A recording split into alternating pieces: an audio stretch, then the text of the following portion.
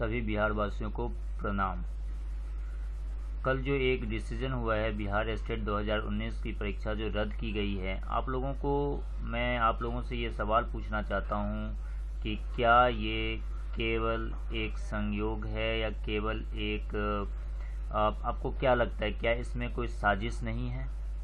आप सभी से मैं एक सवाल पूछता हूँ कि आप ज़रा विचार कीजिए कि इतने दिन से रिज़ल्ट की बात चल रही थी, 22 तारीख को हाई कोर्ट में हियरिंग थी और अचानक ऐसा क्या हो गया कि इस रिज़ल्ट को, इस एग्ज़ाम को जो है वो रद्द करना पड़ा। आप ज़रा इस बात पे ध्यान दीजिए कि आखिर जो जांच आयोग जो इस चीज़ की जो जांच कर रही थी, क्या इतने दिन से स्टेटस रिपोर्ट नहीं जा रही थी इन लोगों के पास? और अचानक एक दिन में इनके पास सारा रिपोर्ट तैयार हो गया और इन्होंने एग्ज़ाम को रद्द कर दिया। मैं आप लोगों को ये कहना चाहता हूँ कि इसके पीछे बहुत ही बड़ी साजिश है, पैसे का खेल हुआ है।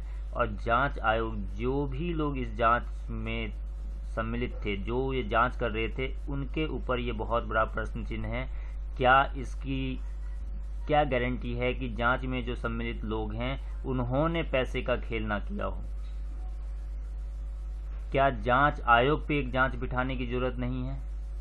मुझे तो ऐसा लगता है कि ये बहुत बड़ा एक नेक्सस है, बहुत बड़ा एक खेल खेला गया है। 2-3 दिन के भीतर ये खेल खेला गया है और इसका वजह ये है कि गवर्नमेंट भी ये चाहती है, क्योंकि यदि ये रिजल्ट आ जाता तो गवर्नमेंट पे दबाव होता कि जल्दी से जल्दी नियोजन करने का। अब ये मामला अटक गया है, अब लॉकडाउन भी चल रहा है। अब आप ये सोच सकते हैं कि इतनी जल्दी तो एग्ज़ाम होने वाला नहीं है। इसी बहाने गवर्नमेंट भी बची रहेगी और ये कहीं ना कहीं कोचिंग इंस्टीट्यूट और ये जो जांच में जो कुछ सम्मिलित लोग हैं, तथाकथित ये बहुत महान व्यक्ति हैं, इन लोगों के ऊपर भी बहुत बड़ा प्रश्न चिन्ह है कि इतने दिन से ये कर क्या रहे थे। और कोचिंग से जुड़े हुए लोग और कुछ ऐसे लोग जो इस वैकेंसी को फर्स्ट डे से ही इस एग्ज़ाम को कैंसिल करवाना चाहते थे, इन सब की मिलीभगत है। बहुत बड़ा पैसे का खेल हुआ है और इसके खिलाफ आवाज़ आप सभी को उठानी पड़ेगी और एक नारा लेके चलना पड़ेगा, बिहार में बेरोजगार है, नीतीश बाबू बेकार हैं।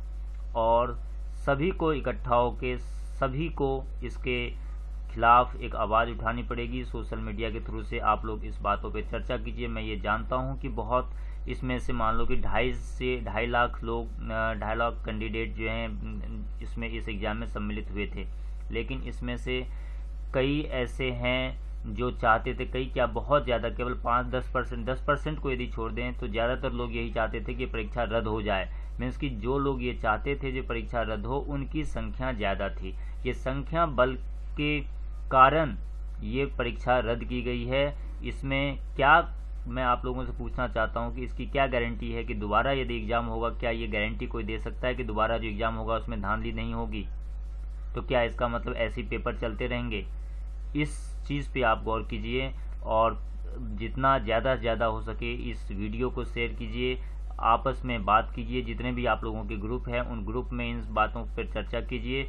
मैं जानता हूं कि बहुत लोग इस बात से बहुत ही खुश हैं, जो ऐसे लोग जिनको ना तो पढ़ने लिखने से कोई मतलब है और वो चाहते हैं कि हर बार उनको एक मौका मिले, और वो यही चाहते थे कि वैकेंसी कैंसिल हो और उनकी मन के अकॉर्डिंग ये वैकेंसी कैंसिल हो गया। और ये कोचिंग इंस्टीट्यूट का बहुत बड़ा इसमें हाथ होगा। मैं ज़रूर कहता हूँ इसके ऊपर आप विचार कीजिए, क्योंकि फिर से बच्चे कोचिंग इंस्टीट्यूट की तरफ भागेंगे। इनकी कमाई का एक जरिया है ये, और क्योंकि बिहार में ऐसे ही बेरोजगारी है, ये बच्चे जाएंगे कोचिंग इंस्टीट्यूट में, फिर से पैसे देंगे, फिर से तैयारी करेंगे, और इसलिए इस वैकेंसी को कैंसिल किया गया है। इन सब का सरकार में बैठे हुए लोग, कोचिंग इंस्टीट्यूट और जांच आयोग पे भी बहुत बड़ा प्रश्न चिन्ह है। इन तीनों की मिली भगत से ये वैकेंसी रद्द हुई है और अब मौका आ गया है कि सभी को, क्योंकि ये केवल आज जो खुश हो रहे हैं, ये उनके लिए भी एक बहुत बड़ा सवाल है कि आज आप खुश हो रहे हो कि वैकेंसी कैंसिल हो गया, लेकिन आप ध्यान रखो कि आप बिहार को एक गर्त में धकेलने की कोशिश कर रहे हैं। आज आप बहुत खुश हैं, लेकिन आने वाले वक्त में आप लोग ज़्यादा रोएंगे, क्योंकि आपसे जो इस बार चाहते थे कि वैकेंसी कैंसिल हो जाए, उनसे अगली बार भी किसी हालत में ये परीक्षा क्लियर नहीं हो पाएगा। उनको 10 चांस में मिल जाए तो भी वो वैसे के वैसे ही रहेंगे, ये मैं गारंटी के साथ कह रहा हूँ। क्योंकि जो पढ़ाई लिखाई नहीं करता वो किसी भी कितना भी मौका मिल जाए वो नहीं कर सकता। लेकिन ये उन लोगों के ऊपर बहुत बड़ा एक, उन लोगों के साथ ये बहुत बड़ा एक विश्वासघात है जिन्होंने मेहनत से अपनी पढ़ाई की और इन्होंने एग्ज़ाम दिया। कई लोग बाहर जो रहते थे वो भी आए, किस परिस्थिति में वो आए और उन्होंने पेपर दिया और फिर भी इस वैकेंसी को रद्द कर दिया गया है, इस एग्ज़ाम को रद्द कर दिया गया है।